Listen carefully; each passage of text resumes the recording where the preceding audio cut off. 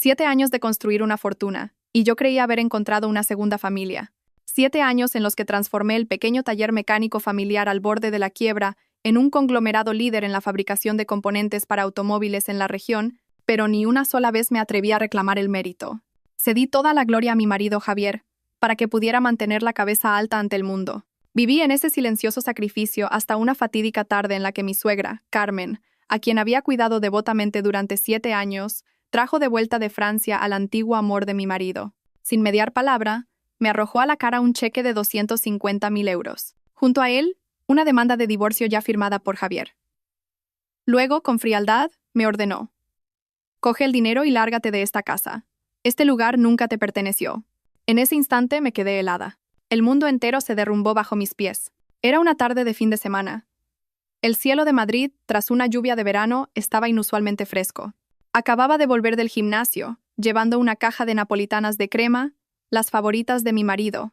7 años de matrimonio, y aún mantenía la costumbre de cuidarlo personalmente en los detalles más pequeños. El chalet en La Moraleja en el que vivíamos, un regalo de bodas de mis padres, estaba extrañamente silencioso. Normalmente a esta hora, mi suegra, Carmen, estaría en el salón viendo su telenovela favorita. Pero hoy, no había ni un alma. Dejé la caja de pasteles sobre la mesa, sintiendo que algo no iba bien. El ambiente en la casa era demasiado formal, demasiado callado. Sobre la mesa de centro de ébano, el juego de té de porcelana fina que Carmen tanto apreciaba estaba dispuesto, el vapor aún ascendiendo de la tetera, como si esperaran a un invitado de suma importancia. Estaba a punto de subir las escaleras cuando el sonido de unos tacones resonó desde la entrada. La pesada puerta de roble macizo se abrió. Mi suegra entró, seguida por mi marido, Javier. Pero la persona que caminaba a su lado, la que se aferraba a su brazo con tanta intimidad, no era yo. Era otra mujer. Tendría mi edad, vestida con un traje de seda blanco de una costosa marca francesa. Su cabello castaño avellana caía en ondas voluminosas, y su rostro, maquillado con esmero, irradiaba un aura de sofisticación que yo, una mujer dedicada únicamente al trabajo y la familia, nunca podría tener. Mi corazón dio un vuelco. La reconocí. Isabella. El primer amor de Javier de la universidad, la que lo había dejado para estudiar en Francia porque su familia, en aquel entonces, era humilde. ¿Por qué estaba aquí? ¿Por qué se aferraba al brazo de mi marido? 1.000.000 de preguntas se arremolinaban en mi mente, pero antes de que pudiera articular una sola palabra, Carmen habló. Su voz era fría y distante, desprovista de la calidez de la suegra a la que yo siempre había respetado. «Ah, ya has vuelto. Perfecto, te estábamos esperando». ¿Estábamos? Miré a mi alrededor perpleja. Solo estaban ellos tres. Javier, mi marido, el hombre que amaba con todo mi ser, permanecía allí, con la cabeza gacha, sin atreverse a mirarme a los ojos. Su mirada me evitaba, sus hombros temblaban ligeramente, una expresión de cobardía que ya conocía demasiado bien cada vez que tenía que enfrentarse a su madre. Isabella, por el contrario, me miraba con una extraña mezcla de lástima, triunfo y la diversión de quien observa una obra de teatro. Carmen no me dio más tiempo para pensar. Se dirigió directamente al aparador de caoba, sacó una carpeta y algo delgado. Se dio la vuelta y se detuvo frente a mí. Sus ojos, afilados como cuchillos, me escanearon de pies a cabeza, como si evaluara una mercancía que ya ha perdido su valor. Luego, arrojó lo que tenía en las manos sobre la mesa de centro. Un seco clac resonó. El papel de color azul pálido se deslizó sobre la superficie de la mesa y se detuvo justo delante de mí. Era un cheque. La cifra escrita en él hizo que se me nublara la vista. 250.000 euros. Junto al cheque, una carpeta de papel blanco. En la primera página, en negrita, demanda de divorcio. Y en la sección de la firma del esposo, la rúbrica de Javier ya estaba allí, la tinta apenas seca. Mi mente se quedó en blanco, mis oídos zumbaban. No entendía lo que estaba pasando. Todo sucedía demasiado rápido, demasiado abruptamente. Levanté la vista hacia Javier, buscando una explicación en sus ojos, pero él seguía con la cabeza gacha, silencioso como una estatua. Su silencio en ese momento era más cruel que 1.000 palabras. «Míralo y firma». La voz de Carmen sonó de nuevo, sin rastro de emoción. 250.000 euros. Es la compensación por tus 7 años de juventud. Coge el dinero, firma la demanda y lárgate de esta casa esta misma noche. Tus cosas personales ya están hechas en una maleta arriba. Le he pedido a la asistenta que las empaque. Sentí un sabor amargo y seco en la garganta. Intenté hablar, mi voz temblorosa, irreconocible. «Mamá, Javier, ¿qué estáis haciendo? ¿Por qué? ¿Por qué el divorcio?» Isabella se acercó entonces con delicadeza. Se sentó en el sillón de enfrente, cruzó las piernas y, con una voz dulce como la miel, pronunció palabras que se clavaron en mis oídos como agujas. Sofía, querida, parece que aún no lo entiendes. La posición de señora de la familia Torres siempre fue mía. Hace 7 años, simplemente te la cedí temporalmente. Ahora que he vuelto, deberías devolver lo que no te pertenece, ¿no crees? ¿Devolver? La miré a ella, luego a Javier y después a mi suegra. Empecé a comprender. Esto no era un malentendido. Era una obra de teatro perfectamente orquestada, y yo era la única que no conocía el guión. Pero, ¿por qué? ¿Qué había hecho mal en estos 7 años? Rescaté la empresa familiar del borde de la quiebra. Fui yo quien pasó noches en vela, buscando socios, diseñando estrategias, transformando un pequeño taller mecánico en un conglomerado valorado en cientos de millones. El dinero que gané, no me quedé ni un céntimo para mí. Compré casas, coches para mis suegros. Pagué la educación de los hermanos de Javier. Sacrifiqué mi propia carrera para ser la eminencia gris, solo para que mi marido pudiera caminar con la cabeza alta. ¿Y así es como me trataban ahora? ¿250.000 euros? Solté una risa, un sonido más desolador que cualquier llanto. ¿Creéis que mis 7 años, mi esfuerzo, todo lo que he hecho por esta familia, solo vale 250.000 euros? Carmen esbozó una sonrisa despectiva. No seas avariciosa. 250.000 ya es generoso, considerando que ha servido a esta familia. Ah, no, perdona. Se me olvidaba. Se llevó una mano a la boca, fingiendo arrepentimiento. Ni siquiera has podido cumplir con la función más básica de una mujer. 7 años y ni un solo hijo. La estirpe de los Torres no puede extinguirse. Esa frase fue como un martillazo directo a mi corazón ya destrozado. Era cierto. No teníamos hijos. Era mi mayor dolor, mi mayor tormento. Pero Javier siempre decía que no le importaba, que solo me necesitaba a mí. Resultó que todo era una mentira. Habían usado mi mayor dolor como un arma para humillarme, para echarme de la manera más cruel posible. Miré a Javier. Esta vez ya no suplicaba una explicación. Gruñí, mi voz cargada de resentimiento. Javier, habla. ¿Qué significa todo esto? ¿Te ha comido la lengua el gato? Solo entonces Javier levantó lentamente la cabeza. Sus ojos estaban enrojecidos no por lástima hacia mí, sino por miedo. Balbuceó. Sofía, yo. Lo siento. Mi madre e Isabella tienen razón. No somos compatibles. Yo todavía amo a Isabella. Todavía amo a Isabella. 7 años de convivencia, de intimidad, todo el amor y el cuidado que me había dedicado. Resultó ser solo un sustituto, la sombra de otra persona. Sentí como si alguien me estuviera estrangulando, me faltaba el aire. Todo a mi alrededor empezó a girar, a volverse borroso. Solo veía el rostro triunfante de Isabella, la mirada gélida de Carmen y la cobardía extrema del hombre al que llamaba mi marido. Me tambaleé, apoyándome en el borde de la mesa para no caer. El cheque de 250.000 euros yacía allí, una burla a mi estupidez. Había perdido. Había perdido estrepitosamente en el mismo matrimonio que había construido con todo mi ser. No recuerdo cuánto tiempo permanecí inmóvil en medio de aquel salón. Quizás fueron unos minutos, o quizás una eternidad. El tiempo parecía haberse detenido, dejando solo la imagen de ellos tres, una familia completa, juzgando y expulsando al miembro sobrante que era yo. El sonido de la puerta cerrándose a sus espaldas resonó con crueldad, devolviéndome a la cruda realidad. El enorme chalet de repente se sentía frío y desoladoramente vacío. Estaba sola, completamente sola. Lentamente, me dejé caer al suelo, apoyando la espalda en el suave sofá de cuero que yo misma había elegido. El cheque y la demanda de divorcio seguían sobre la mesa, una humillación imborrable. Mis lágrimas habían dejado de caer. No porque el dolor hubiera cesado, sino porque había superado el umbral de las lágrimas. Se transformó en un entumecimiento, un frío glacial que se extendía desde mi corazón por todo mi cuerpo. Miré alrededor de la casa. Cada rincón, cada objeto decorativo, había sido cuidado por mí. El óleo en la pared lo conseguí en una subasta benéfica. La orquídea que florecía en la esquina, me costó un mes encontrarla y cuidarla. Toda esta casa, cada ladrillo, cada brizna de hierba, estaba impregnada de mi sudor, mi dedicación y mi amor. Había construido un hogar, pero resultó que nunca fui su dueña. Solo era una inquilina en mi propia casa. Una inquilina con un contrato de 7 años. Empecé a recordar. 7 años atrás, cuando Javier me pidió matrimonio, ¿Qué dijo? Dijo que no tenía nada más que un corazón sincero y el pequeño taller familiar al borde de la quiebra. Dijo que no me merecía, una chica de ciudad, de buena familia. Pero yo lo ignoré todo. Le dije, no necesito bienes materiales, solo necesito tu amor. Lo reconstruiremos todo juntos desde cero. Y lo cumplí. Renuncié a mi puesto como jefa de análisis de inversiones en un importante fondo, con un sueldo de 6 cifras. Me arremangué y me lancé con él a revitalizar aquel viejo taller. Usé todos mis conocimientos, mi experiencia y mis contactos. Pasé innumerables noches en vela redactando propuestas, buscando financiación, negociando con socios.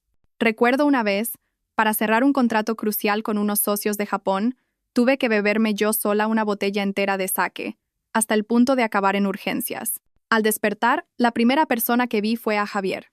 Me cogió la mano, con los ojos enrojecidos, y dijo, «Te debo mi vida entera». En ese momento, pensé que todos mis sacrificios valían la pena. De un pequeño taller, bajo mi dirección, nació el Grupo Soler, un nombre de referencia en la industria de componentes auxiliares para automóviles, con beneficios anuales de decenas de millones de euros. Pero nunca me puse bajo los focos. En cada rueda de prensa, en cada ceremonia de firma, el representante siempre era Javier. Yo me quedé en la sombra, como esposa y asesora silenciosa.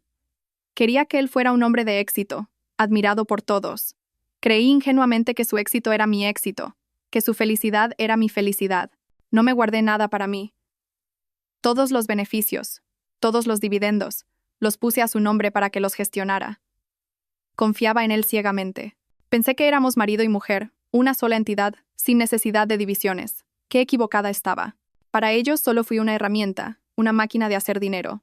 Y cuando esa máquina cumplió su función, cuando generó suficientes beneficios, estaban dispuestos a desecharla, sin el menor remordimiento para reemplazarla por una versión más nueva, más guapa y de mejor familia. El timbre del teléfono sonó, interrumpiendo mis pensamientos. Era Javier. Miré fijamente el nombre que parpadeaba en la pantalla, sintiendo una oleada de asco. No contesté. Volvió a llamar. Y otra vez. Finalmente, envió un mensaje. Sofía, estoy abajo. ¿Puedes dejarme subir un momento? Por favor. Solté una risa amarga. Aún tenía la desfachatez de volver, pero luego lo reconsideré. Necesitaba escuchar cómo continuaría con su farsa. Abrí la puerta. Javier entró, ya sin la apariencia cobarde y cabizbaja de la tarde. Parecía algo demacrado, con la camisa arrugada. Se detuvo frente a mí, su voz ronca. Sofía, lo siento. Sé que he hecho mal, pero déjame explicarte. ¿Explicar? Repetí, con una voz gélida. ¿Cómo piensas explicarlo? ¿Que durante 7 años solo me viste como una herramienta? ¿O que todavía amabas a tu ex y solo esperabas el día para traerla de vuelta? No es así, Sofía, negó apresuradamente. Fue mi madre. Todo fue idea suya. Isabella acababa de volver y mi madre fue a buscarla. Dijo que nuestra familia ahora era diferente, que ya estábamos a la altura de la suya. Dijo que tenía una responsabilidad con mi primer amor. Me presionó, no tuve otra opción. Otra vez mi madre. Hasta el final, seguía siendo un niño grande, incapaz de asumir la responsabilidad de sus actos, siempre escondiéndose tras las faldas de su madre. ¿Y la demanda de divorcio? Pregunté. ¿Esa firma también te obligó a ponerla? Yo. Ella me presionó, tartamudeó. Dijo que si no firmaba, me desheredaría. Sofía, por favor, entiéndeme. Fue un momento de debilidad. Dame una oportunidad, empecemos de nuevo. Hablaré con mi madre. Se acercó, intentando tomar mi mano, pero yo retrocedí un paso, mirándolo con absoluto desdén. Javier, ¿no te das asco a ti mismo? ¿Una oportunidad? Tú mismo la desechaste. Ahora, por favor, sal de mi casa. Esta casa es un regalo de mis padres. No tiene nada que ver con tu familia. El rostro de Javier palideció. Me miró. Su expresión ya no era de arrepentimiento, sino de ira. Sofía, no te pases. Ya me he humillado pidiéndote perdón. No olvides que el Grupo Soler sigue a mi nombre. Si te pones difícil, tú tampoco saldrás ganando. ¿Me estás amenazando? Reía a carcajadas. Perfecto. Entonces, nos veremos en los tribunales. A ver de qué lado se pone la ley, del traidor o de la engañada. Al oír la palabra tribunales, Javier pareció acobardarse. Sabía que si todo salía a la luz, La reputación que tanto le había costado construir se derrumbaría. No dijo nada más. Simplemente se dio la vuelta en silencio y salió por la puerta. El sonido de la puerta cerrándose resonó una vez más en la oscuridad. Pero esta vez, ya no sentí frío. Sentí un fuego ardiendo en mi pecho. El fuego del odio y la determinación. Querían guerra, les daría una guerra. Una guerra en la que yo ya no sería la dócil oveja. Pero no sabía que esa misma noche, otro secreto, una conspiración aún mayor que su familia había preparado, esperando a que yo cayera en la trampa, estaba a punto de revelarse. Tras la marcha de Javier, me senté sola en el desolado chalet hasta altas horas de la noche. Ya no lloraba ni sentía un dolor agudo. El entumecimiento había pasado, dando paso a una claridad escalofriante. 7 años de matrimonio, 7 años de sacrificio, todo se había convertido en una farsa.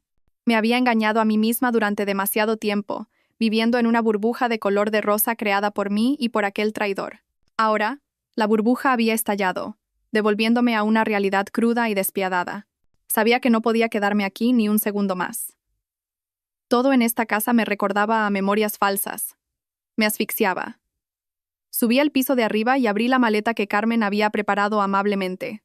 Dentro, efectivamente, solo había algunas de mis prendas de diario. Las más baratas, las más viejas, los vestidos de diseño, los bolsos caros que había comprado con mi propio dinero, todo había desaparecido.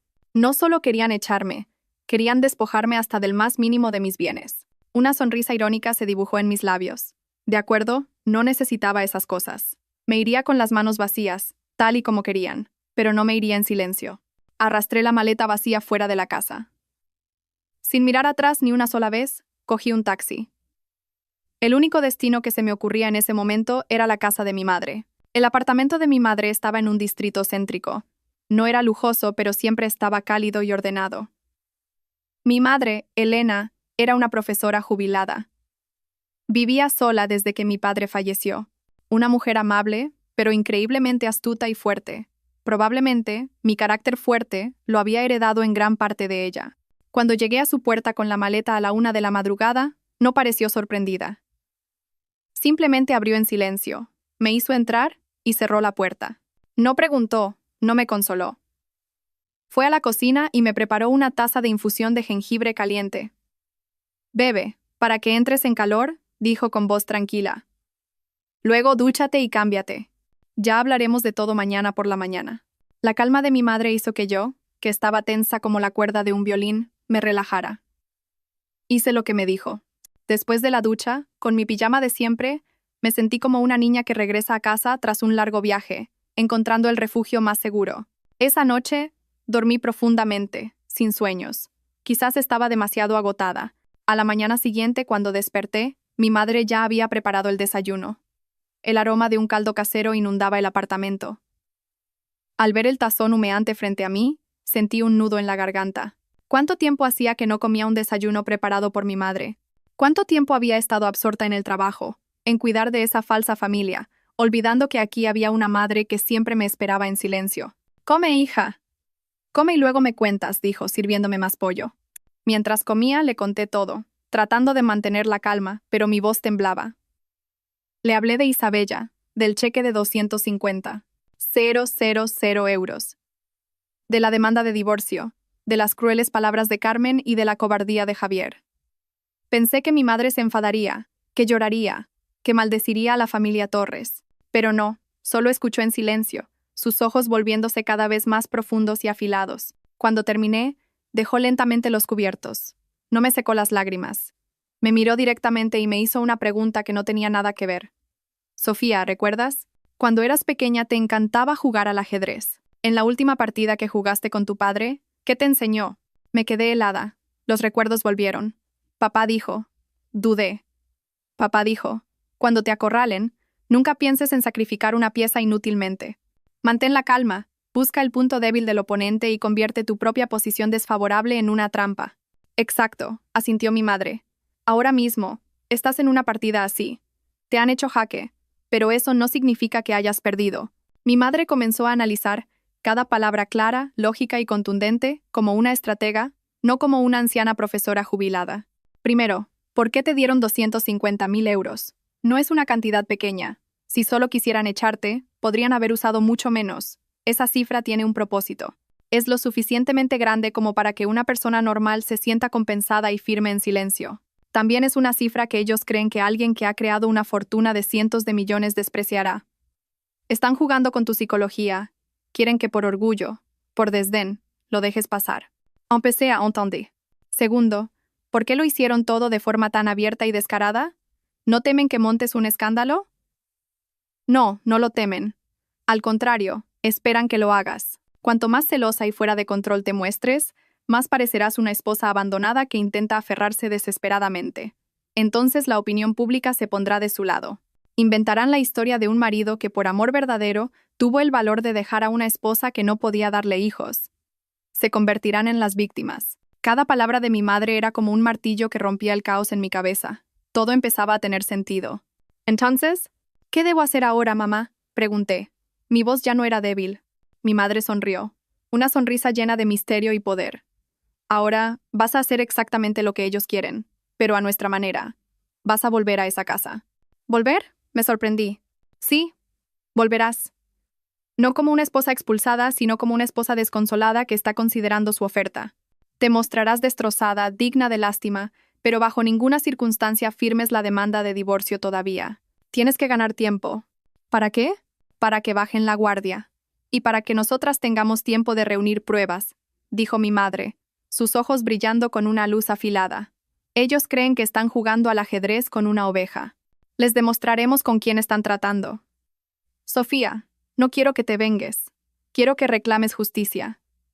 No solo reclamarás tus bienes, reclamarás tu honor. Harás que paguen por cada una de tus lágrimas. Yo estaré detrás de ti, moviendo las piezas contigo, una a una. Miré a mi madre. Una emoción intensa me invadió. Ya no tenía miedo. Tenía a mi madre a mi lado. Tenía la astucia y la experiencia de una mujer que había superado tormentas guiándome. Me levanté y recogí los platos. Entendido, mamá. Actuaré en esta obra, y será la actuación de mi vida. Mi madre asintió, satisfecha. El tablero de ajedrez se había reconfigurado. Y esta vez, quien movía las blancas, quien hacía el primer movimiento, sería yo. Pero ni mi madre ni yo podíamos imaginar que las conspiraciones a las que estábamos a punto de enfrentarnos eran mucho más complejas y oscuras de lo que podíamos concebir. A la mañana siguiente, llamé a Javier. A propósito, dejé que mi voz sonara ronca, débil y llena de duda. Hola, Javier, soy yo. Hubo un silencio de unos segundos al otro lado. Probablemente no esperaba que yo le llamara. Sofía, ¿dónde estás? ¿Estás bien? Su voz seguía con esa falsa preocupación.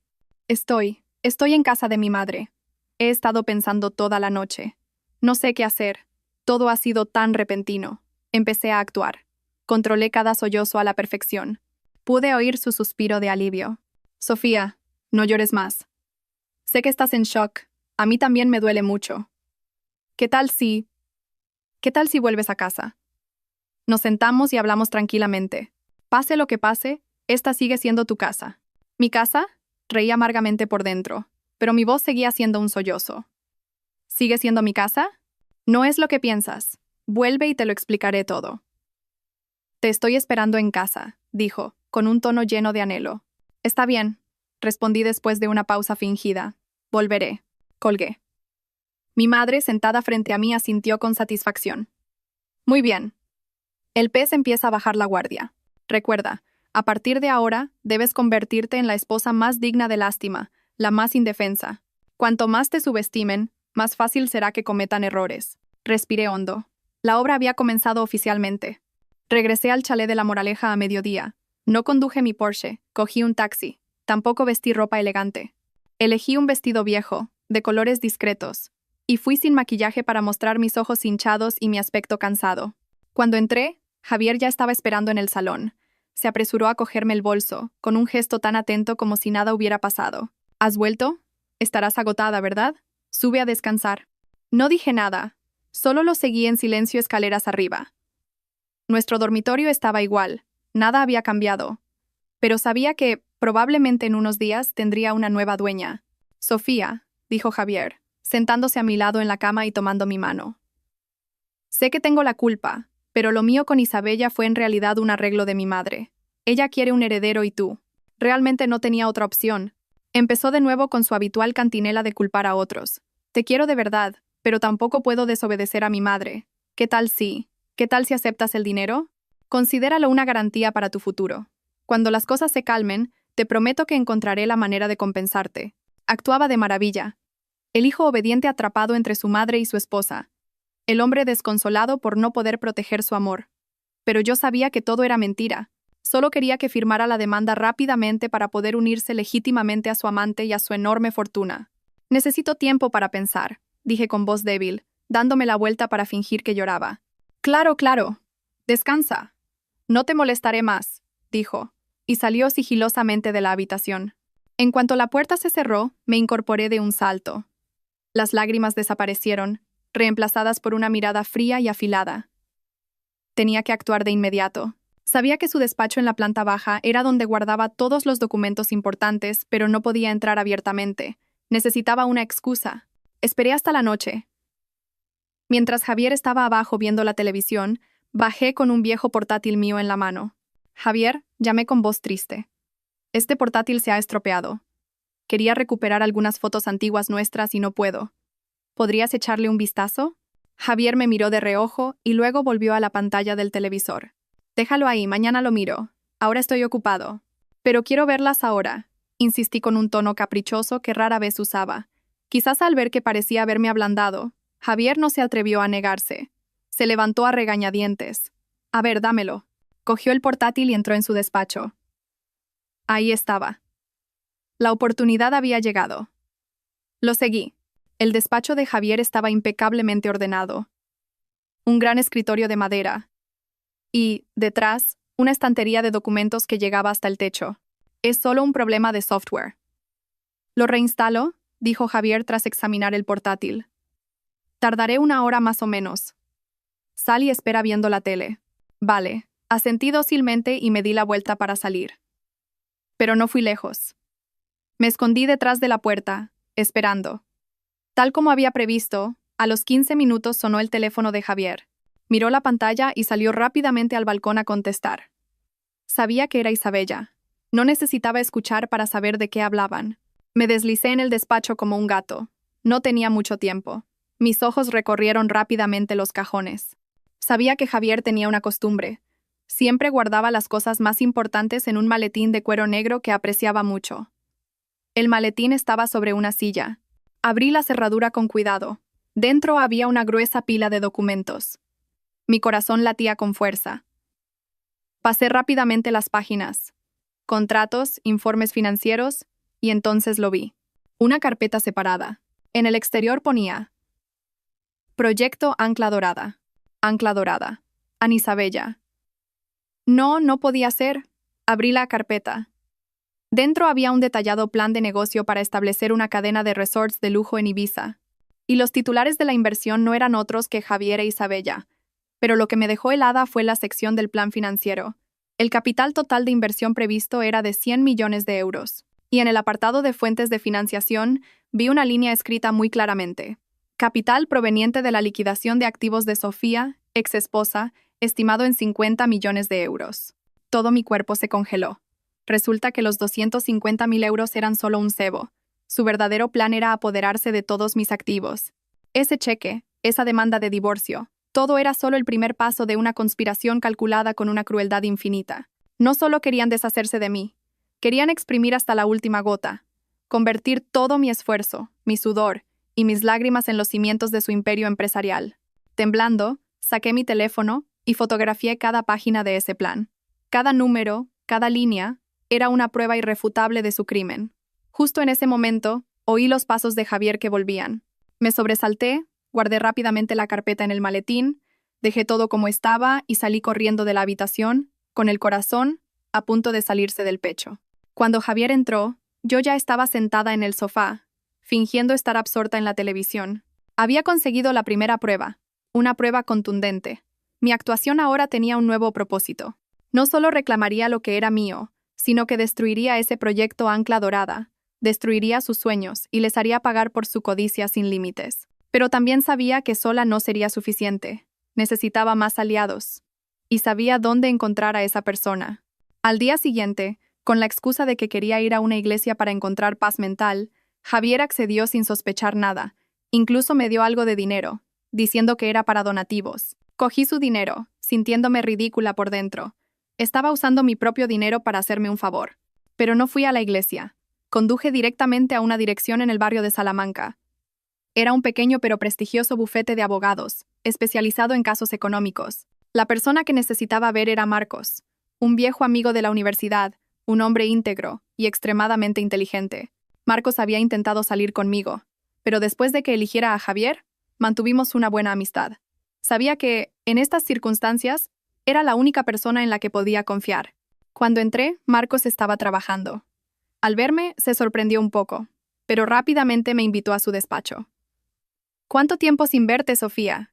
No pareces estar muy bien», dijo, con una mirada llena de preocupación. No me anduve con rodeos. Puse sobre su escritorio las fotos que había tomado del plan del proyecto Ancla Dorada. «Marcos, necesito tu ayuda».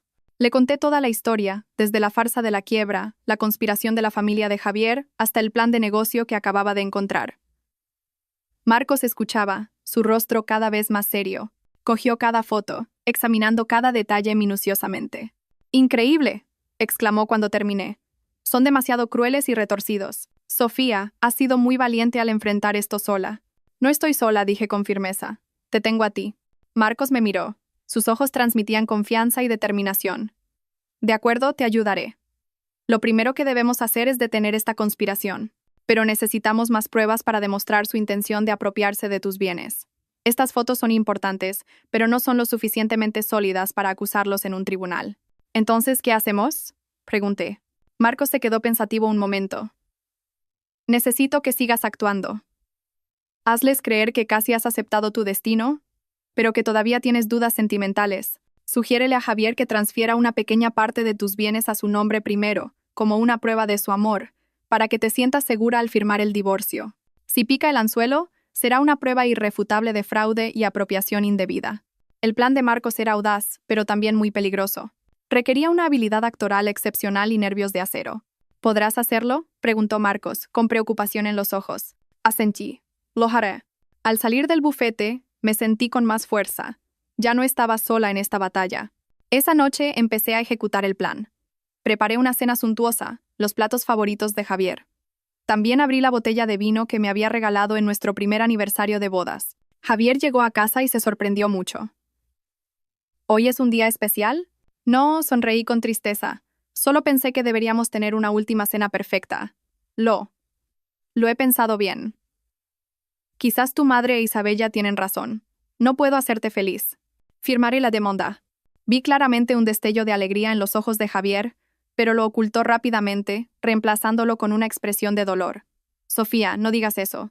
«No digas nada», lo interrumpí. «Solo tengo una última condición». «¿Qué condición?».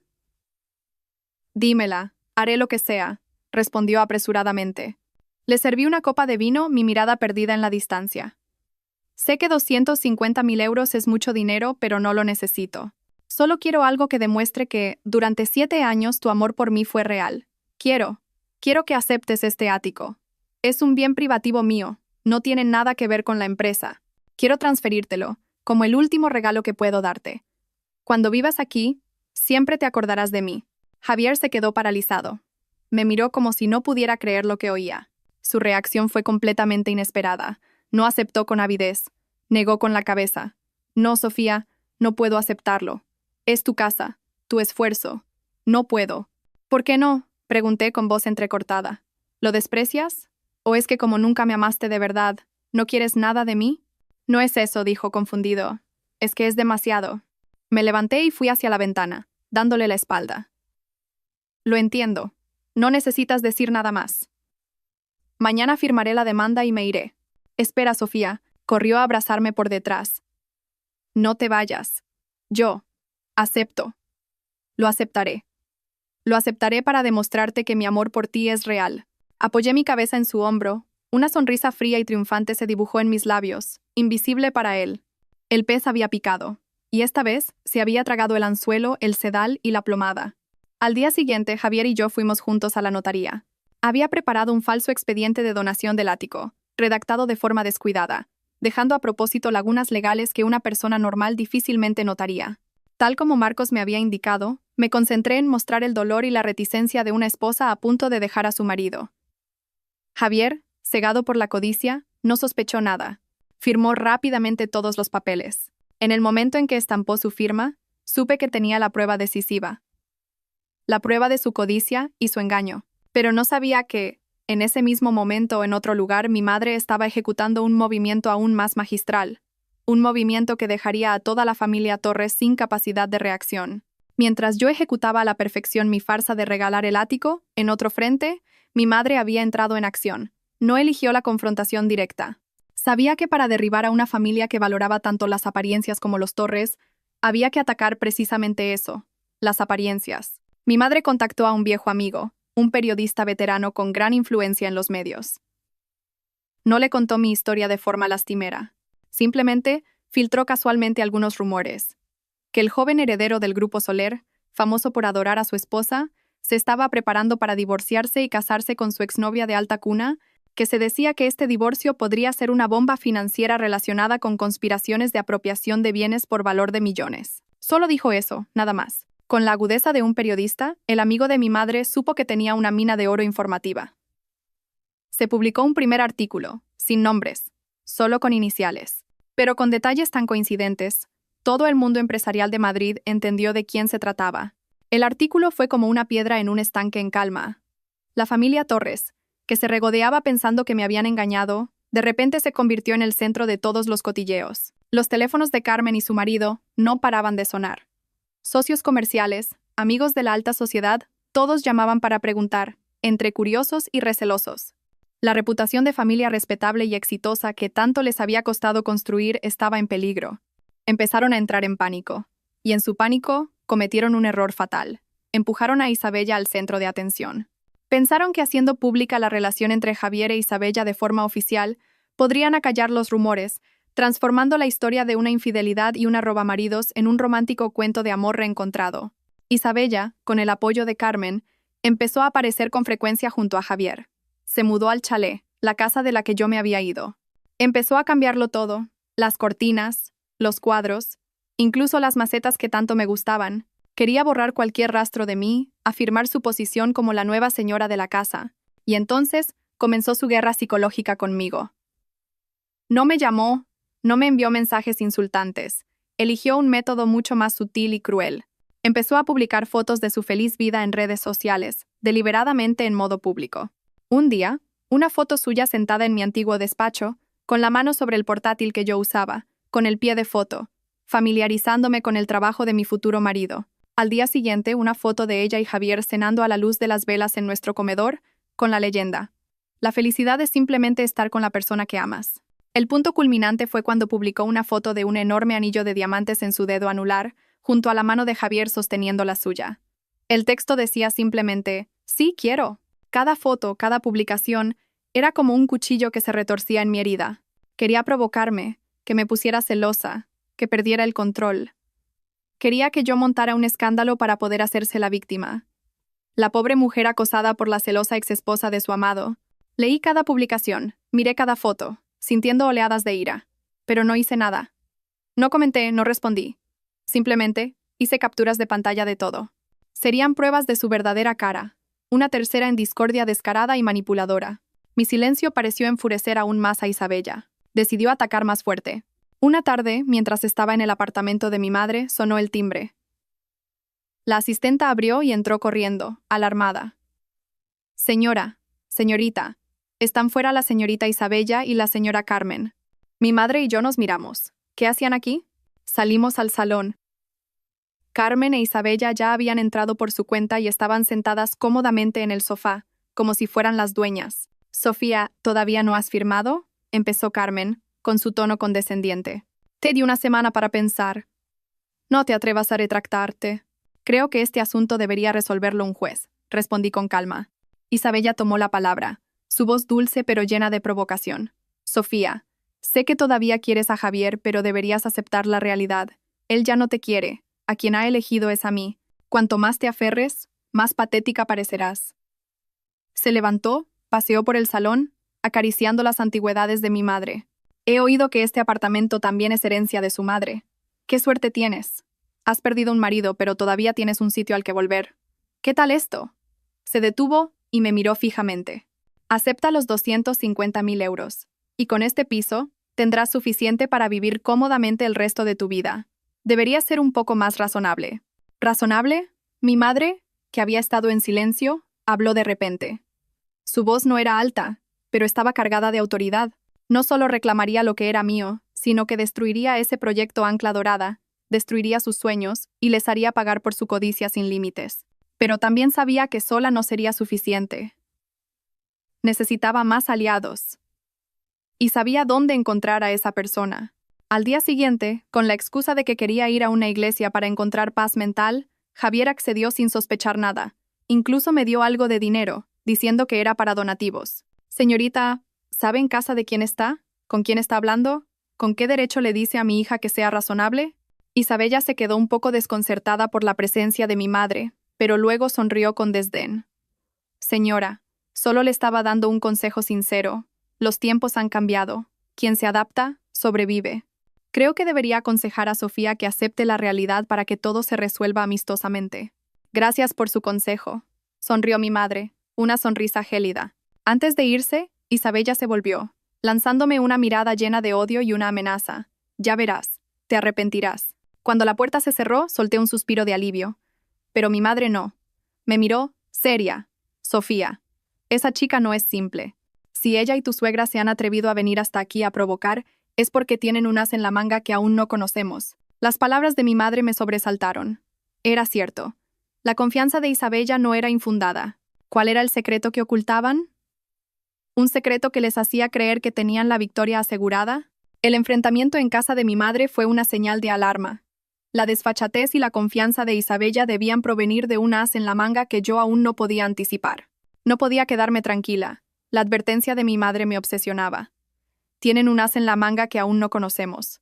Le di 1000 vueltas, revisando todas las posibilidades. Mis bienes personales ya tenían un plan para apoderarse de ellos. El Grupo Soler legalmente, Javier seguía siendo el representante. Entonces, ¿cuál era su as? Tenía que ser algo lo suficientemente poderoso como para hacerles creer que, por mucho que yo luchara, al final perdería. Decidí que debía buscar la respuesta en el lugar donde yo misma la había creado, el Grupo Soler. Aunque me había retirado a un segundo plano, todavía tenía acceso al sistema interno de la empresa como asesora estratégica principal, un puesto que Javier me había concedido para que pudiera seguir ayudándole. Volví a mi antiguo despacho en la empresa. El lugar había sido vaciado por completo, sin rastro de mí. En su lugar, había nuevos objetos decorativos con el estilo inconfundible de Isabella. Claramente, se estaba preparando para ocupar ese puesto. Me senté frente al ordenador e inicié sesión.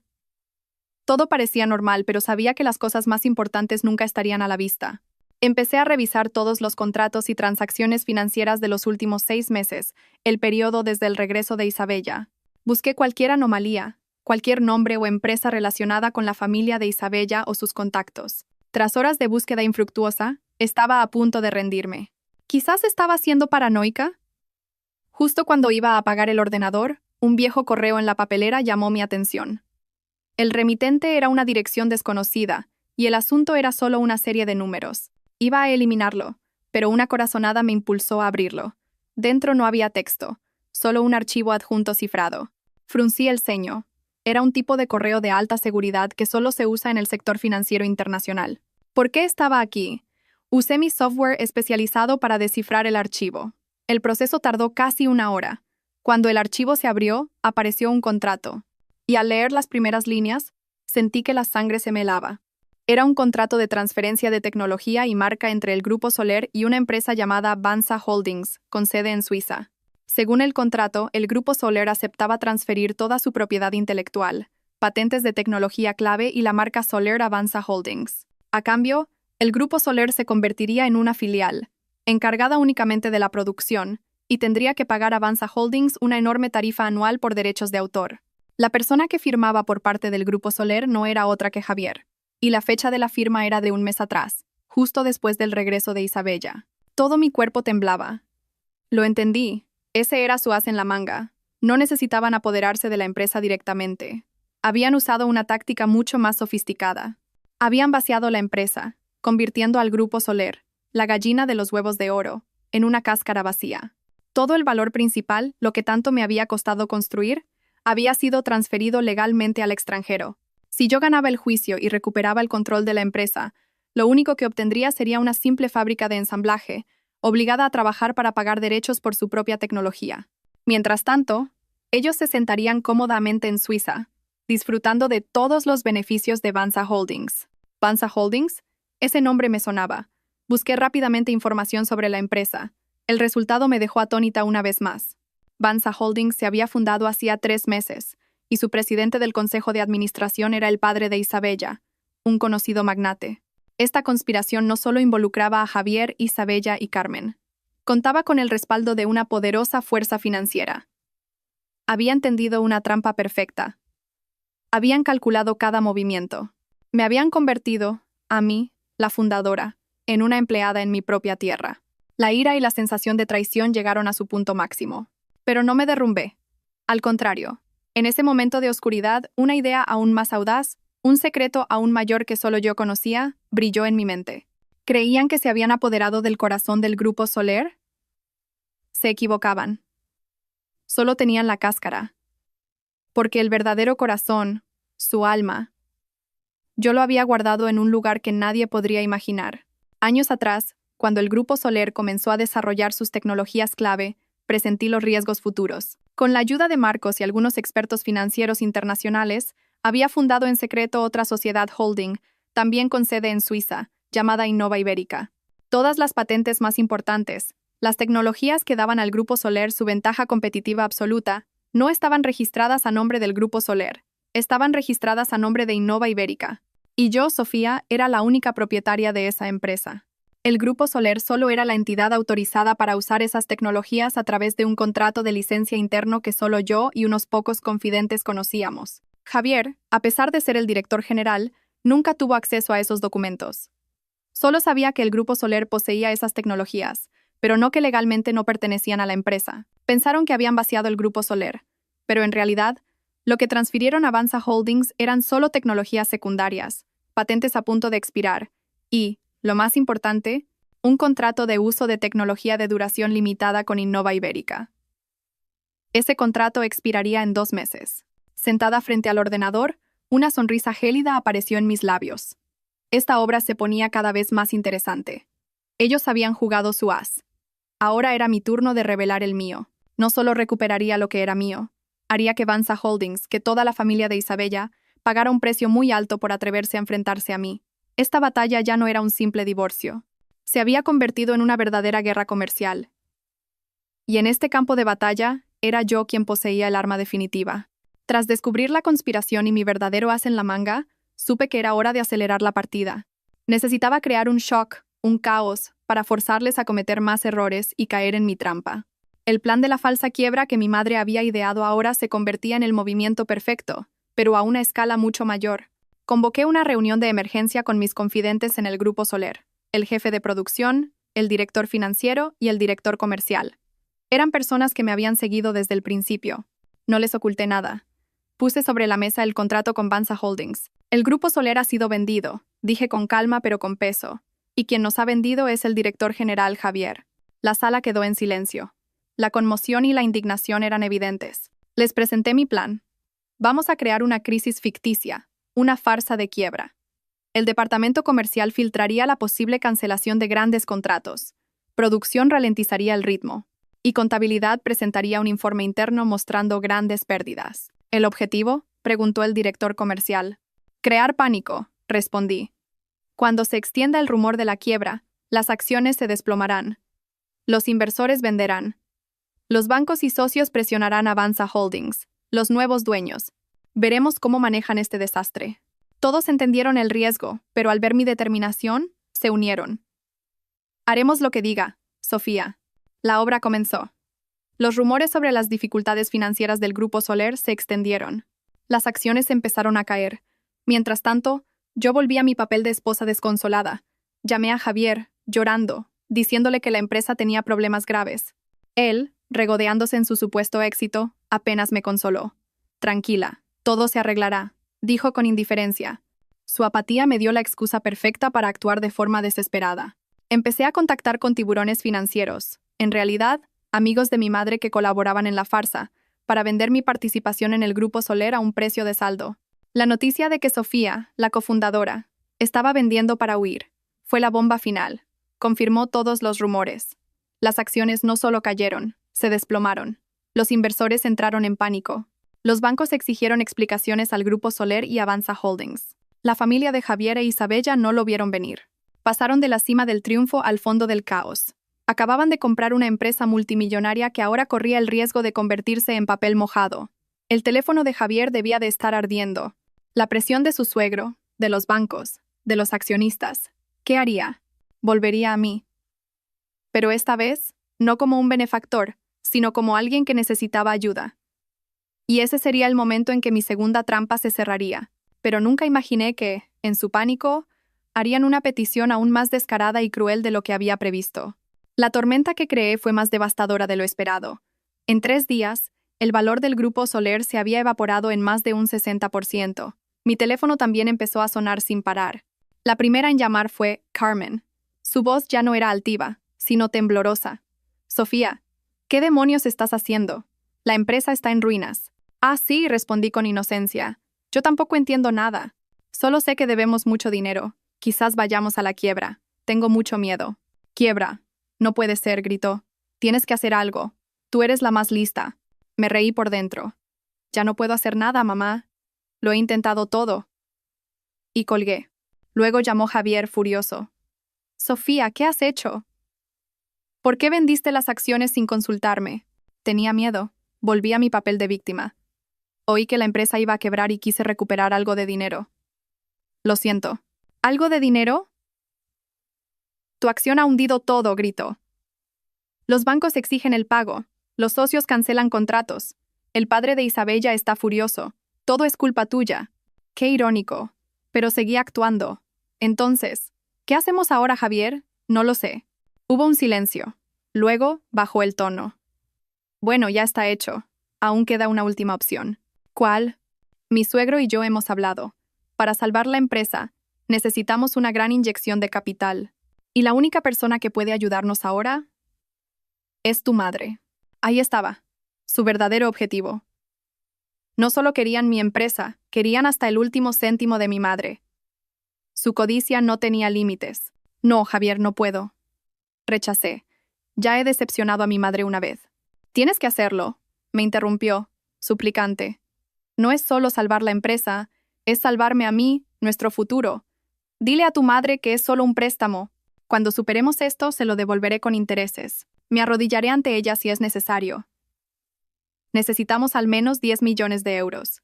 10 millones. Tuve que reprimir una carcajada, convirtiéndola en un sollozo. ¿De dónde va a sacar mi madre tanto dinero? Lo tiene, afirmó. Sé que tiene inversiones inmobiliarias y en bolsa. Puede conseguirlo.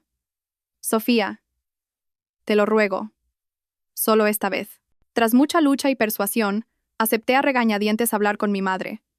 La reunión se fijó para el día siguiente en casa de mi madre. No solo vendría Javier, sino también el padre de Isabella, don Ricardo. Querían ejercer la máxima presión. Sabía que sería el acto final. El acto en el que todas las máscaras caerían. Y yo, la presa que cazaban, sería quien cerraría la trampa sobre sus cabezas. Pero sabía que enfrentarme a un viejo zorro como don Ricardo no sería fácil. ¿Tendríamos mi madre y yo la fuerza para hacerlo? Esa tarde, el ambiente en la casa de mi madre era tenso. En el salón nos sentamos frente a frente. Mi madre y yo, tranquilas. Javier y don Ricardo, el padre de Isabella. Don Ricardo era un hombre de unos 50 años, corpulento, con un rostro afable, pero con ojos fríos y calculadores. Él era el director de toda esta orquesta. Señora Elena, comenzó don Ricardo sin rodeos, creo que ya conoce la situación del Grupo Soler. Una lástima, una empresa con potencial pero mal gestionada. Me lanzó una mirada significativa. Mi hija Isabella y Javier tienen un plan excelente para reflotarla, pero necesitamos apoyo financiero. Sabemos que usted es una inversora con visión. Por eso, le proponemos una colaboración. ¿Colaboración? Arqueó una ceja mi madre. Sencillo, sonrió don Ricardo. Usted invierte 10 millones de euros en el Grupo Soler. A cambio, Avanza Holdings le cederá un 10% de las acciones. Es una ganga. Mi madre soltó una risa suave pero cargada de ironía. ¿Don Ricardo? ¿Está bromeando? ¿Quiere que invierta 10 millones en efectivo a cambio del 10% de una empresa en quiebra? ¿Una empresa que su propia hija ha vaciado de todo su valor? ¿Me toma por tonta? El rostro de don Ricardo cambió. No esperaba que mi madre supiera tanto. Javier palideció a su lado. Señora, no sé a qué se refiere. Intentó mantener la compostura don Ricardo. Ah, no, mi madre se sirvió una copa de vino. No sabe que engañaron a mi yerno para que firmara la transferencia de tecnología sin su conocimiento. No sabe que se aliaron con el director financiero para filtrar información confidencial. Sus jueguecitos pueden engañar a los ingenuos, don Ricardo, pero no a mí. Mi madre se volvió, su mirada afilada. Tengo 10 millones, y muchos más, pero no daré ni un céntimo para salvar su empresa vacía. La ira se apoderó de don Ricardo. Señora Elena, parece que prefiere hacer las cosas por las malas. Recuerde que su hija sigue legalmente casada con Javier. Si declaramos la quiebra, como su esposa, ella también tendrá que asumir parte de la deuda. Y su reputación quedará destruida. ¿Me está amenazando? Mi madre sonrió fríamente. Perfecto. Entonces, hablemos el lenguaje de la ley. Sofía, enséñales. Saqué una carpeta de mi bolso. No era el contrato falso que le hice firmar a Javier. Era algo que Marcos y mi madre habían preparado en secreto. Un acuerdo de liquidación de bienes prematrimonial. Javier y don Ricardo leyeron. Sus rostros se volvieron blancos. El acuerdo detallaba todas las pruebas que tenía. Grabaciones, extractos bancarios del desvío de fondos, el plan del proyecto Ancla Dorada. Al final, había una propuesta humanitaria. No presentaría cargos penales si Javier me transfería voluntariamente todas sus acciones, ahora sin valor, y los bienes comunes, y aceptaba el divorcio sin ninguna compensación. Me habéis tendido una trampa, balbuceó Javier señalándome. ¿Una trampa, Javier? Me levanté. Quien tendió una trampa fuiste tú, tu amante y toda tu familia. Durante 7 años. Hoy solo te estoy dando una salida. Firma. Y perderás tus bienes, pero conservarás tu libertad. Si no, lo miré a los ojos. Mañana por la mañana, todo esto estará en manos de la policía y de la prensa. Y entonces lo perderás todo. El aire se volvió denso. Don Ricardo sabía que había perdido. Nos había subestimado. Javier se derrumbó en la silla, sin sangre en el rostro. Su única salida era firmar ese acuerdo de vida o muerte que yo misma había redactado. Pero su decisión final no fue firmar. Eligió un camino diferente, uno loco y desesperado. Un camino que casi nos arrastra a ambos al abismo. Acorralado, Javier no firmó. Hizo algo inesperado. Se arrodilló. Se arrodilló ante mi madre y ante mí, llorando a mares. Sofía, mamá, me equivoqué. Lo sé. Fui un imbécil, un desgraciado. La codicia me cegó. Por favor, perdonadme. Prometo que romperé con Isabella. Empezaré de nuevo y dedicaré el resto de mi vida a compensarte. Se arrastró para agarrar mis piernas. Sofía, ¿recuerdas lo felices que éramos? Dame una última oportunidad. Era una actuación perfecta. El marido arrepentido. Don Ricardo se unió rápidamente. Así es, señora Elena, Sofía. Hay que perdonar al que vuelve arrepentido. Intentaban jugar la carta de la compasión esperando que mi corazón se ablandara. Pero se equivocaban. Mi corazón era de piedra. Levántate, Javier, dije, mi voz gélida. Tus lágrimas ya no valen nada. Deja de actuar. Os doy 24 horas. Mañana por la mañana, si no tengo el acuerdo firmado, mi abogado actuará. Adiós. Mi madre y yo nos dimos la vuelta y subimos, dejándolos atrás. Pero no fue el final. La desesperación puede convertir a un hombre en una bestia. Esa noche, un ruido me despertó. Bajé las escaleras y la escena me aterrorizó. Javier había vuelto. Había entrado a la fuerza.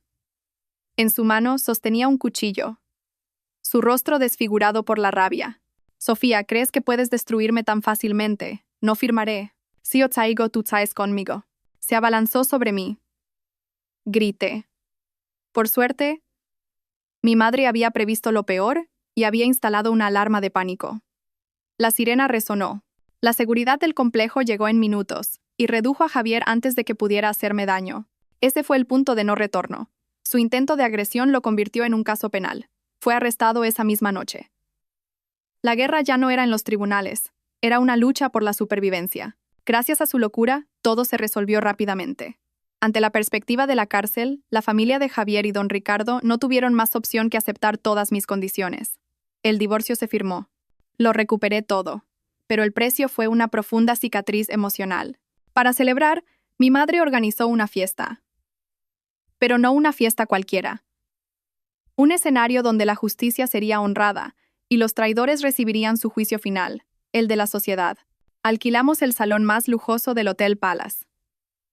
Enviamos invitaciones a todo el mundo empresarial, socios, amigos y prensa. La invitación decía: fiesta de agradecimiento y anuncio de un nuevo proyecto por Sofía Valdés. Esa noche, vestí un deslumbrante vestido rojo. Subí al escenario y, en lugar de un discurso, proyecté un vídeo. Un resumen de mi tragicomedia. Imágenes felices con Javier, seguidas de las pruebas de su traición, la conspiración, y terminando con las imágenes de su arresto en la casa de mi madre. La sala quedó en silencio. Cuando el video terminó, tomé el micrófono. Damas y caballeros, la obra ha terminado. Gracias por ser testigos de la verdad. Y ahora, me complace anunciar mi nuevo proyecto. En la pantalla apareció el logo de la Fundación Magnolia, una organización sin ánimo de lucro para apoyar legal y financieramente a mujeres en situaciones difíciles en el matrimonio y los negocios. Quiero convertir mi dolor en fuerza para que ninguna otra mujer pase por lo que yo pasé. Los aplausos resonaron como un trueno. Aplaudían no solo un proyecto, sino la resiliencia de una mujer que se había levantado de sus cenizas. En ese escenario, supe que un nuevo capítulo de mi vida había comenzado. Un capítulo sin sombras de engaño, solo con la luz de la libertad y una nueva misión. La fiesta en el Palace fue un juicio público. Antes del video, conté mi historia, no como una víctima, sino como una analista que desvela una estafa matrimonial profesional. Detallé cada paso de su conspiración. No mencioné directamente a Isabella ni a su padre, pero todos en la sala, expertos en el mundo de los negocios, sabían de quién hablaba.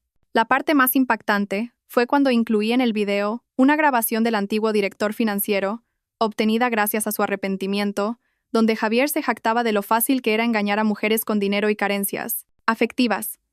La sala estalló en murmullos. Y para el golpe de gracia, anuncié: la primera víctima de Javier, una mujer a la que estafó hace años, finalmente ha encontrado el valor para hablar. Y está aquí esta noche. Señalé a la primera fila. Una mujer menuda pero de mirada firme se levantó. Era la otra víctima que mi madre había localizado. Subió al escenario y dijo: soy esa mujer, y seré la primera a la que la Fundación Magnolia protegerá. La sala explotó. Dos víctimas, unidas en una alianza poderosa. Esa misma noche, los medios se incendiaron. Las acciones de la empresa de Don Ricardo se desplomaron. Su imperio, construido durante años, se tambaleó. La familia Torres desapareció de la alta sociedad, ahogada en deudas y desprecio. El karma fue implacable. Unas semanas después recibí una llamada de Marcos. Sofía, alguien quiere verte. Es Verónica, el nombre de la directora financiera que me traicionó. ¿Qué quiere?, pregunté, fría. Dice que tiene un último secreto, uno que podría cambiarlo todo. La curiosidad me venció. Acepté. La reunión fue en un centro de detención. Verónica estaba demacrada. Gracias por venir, dijo. No tengo mucho tiempo. Javier no fue el cerebro. Él también era un peón. ¿Qué dices? La mente maestra detrás de todo, susurró. La que planeó desde cómo acercarse a ti hasta cómo vaciar la empresa. Fue Mónica. Mónica era la amante de la que Javier se jactaba en la grabación, a quien nadie había identificado. Ella no es solo otra amante. Ella te odia. Te odia desde hace mucho tiempo. ¿Odiarme? ¿Por qué? Por tu padre, dijo Verónica. El padre de Mónica era el mayor rival de tu padre en los negocios. Tu padre casi lo lleva a la quiebra. Mónica siempre culpó a tu padre de la posterior muerte del suyo. Esto no era por dinero, era venganza. Quería destruir todo lo que tu padre te dejó, incluyéndote a ti.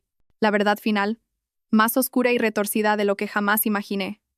No era una estafa, era una vendetta generacional. El juicio final fue rápido. Con el testimonio de Verónica, Mónica fue condenada como la autora intelectual, recibiendo una sentencia aún más dura que la de Javier. El imperio de Don Ricardo se derrumbó por completo. Javier lo perdió todo: libertad, dinero, honor. Verónica recibió una sentencia reducida por su cooperación. La vida volvió a una nueva normalidad. La Fundación Magnolia prosperó, convirtiéndose en un refugio para miles de mujeres. Mi madre y yo nos volvimos más unidas que nunca. Un día, recibí una carta anónima. Sofía, lo siento y gracias. Supe que era de Verónica. No respondí. El perdón lleva tiempo. No volví a saber de Javier. Era parte de un pasado cerrado. La vida me había enseñado una lección sobre la confianza y el valor propio. Marcos y yo nos acercamos.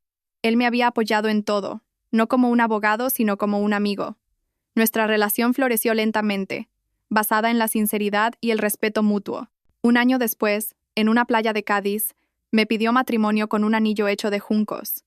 No te prometo más riqueza de la que ya tienes, dijo. Solo un amor honesto y un hombro en el que apoyarte. Lloré lágrimas de felicidad y dije que sí. Nuestra boda fue sencilla, rodeados de nuestros seres queridos. La Fundación Magnolia creció bajo nuestra dirección. Adoptamos 2 niños de un orfanato. He aprendido que la mejor venganza no es destruir a tus enemigos, sino vivir una vida plena y feliz que ellos nunca podrán alcanzar. Hoy, en el jardín de nuestra nueva casa, viendo a Marcos jugar con nuestros hijos, siento una paz completa. Renací de las cenizas de un matrimonio falso para convertirme en una magnolia, fuerte, resiliente y fragante. La nueva luz de una vida feliz había llegado por fin.